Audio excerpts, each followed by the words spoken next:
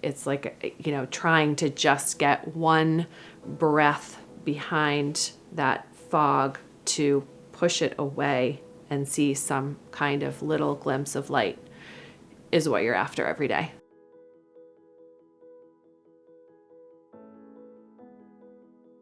In experiencing bipolar 1, have been on every side of the spectrum, but most often I kind of lean to mania. What that feels like to me is kind of like being in the Truman Show. It feels like every single person, every sign, every nuance, everything is directed at you. Like you're supposed to solve something and everybody's in on it, but they just won't tell you what it is. After I was first diagnosed, I was not on medication for 15 years. And then I had my son in 2016. And in every appointment, your OB asks you a number of questions about, kind of trying to feel out if you could be a candidate for postpartum.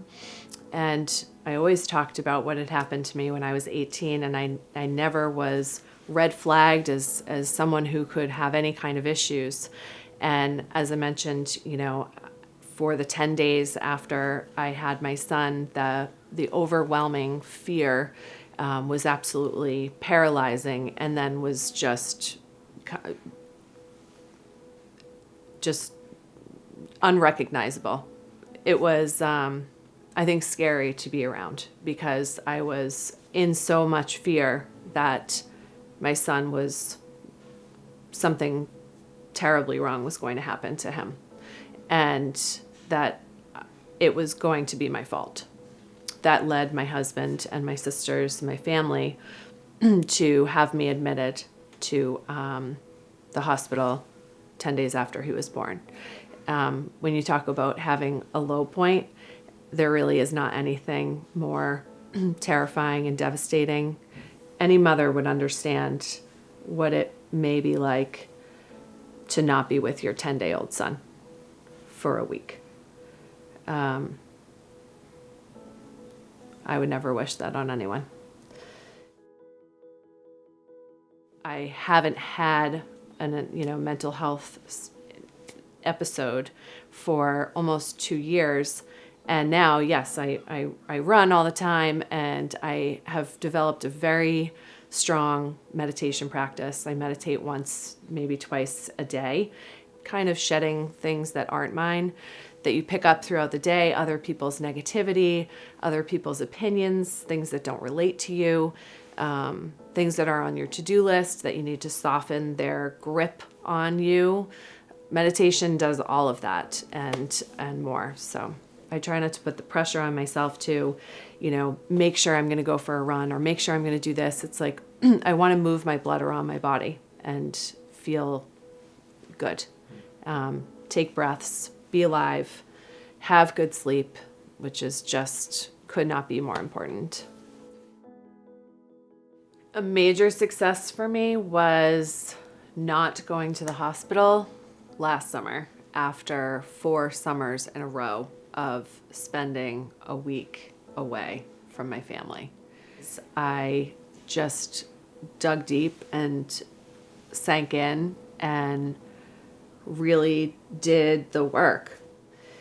There's a lot of people that whatever the struggle is, they kind of wear it on their sleeve and they curl up with it, and it does define them. They put it in front of themselves almost, and it's almost like they're a victim to this struggle, whatever it is. And, to me, I think every person in this life has a struggle. So I do think that, softening the stigma, breaking the stigma on anything is a good thing. But I also think that people in this day and age can be too quick to be in their corner, to be like, everybody else has to understand me and what I'm going through. And I think what we really need to understand is that everybody has a struggle, and they all look the same in one way, that they're the hard knocks of people's life journey. And, people don't have to understand mine. But I need to understand mine and understand how to take care of myself so that other people don't have to. And I think that major success came with, doing what I believe to be the work, is to move through that struggle and to process it and to come out the other side with tools that you can use to, in my case, keep me grounded and stable and well. And I work on it every day, whether people see it or not. And I think that switch of not looking to everybody else to validate that I'm okay and really knowing that I'm okay, that's a huge success. If I was to, talk to that 18-year-old girl that I was in the hospital in 2001, would be to say that your life is not over, but your struggle is real, and you can be okay.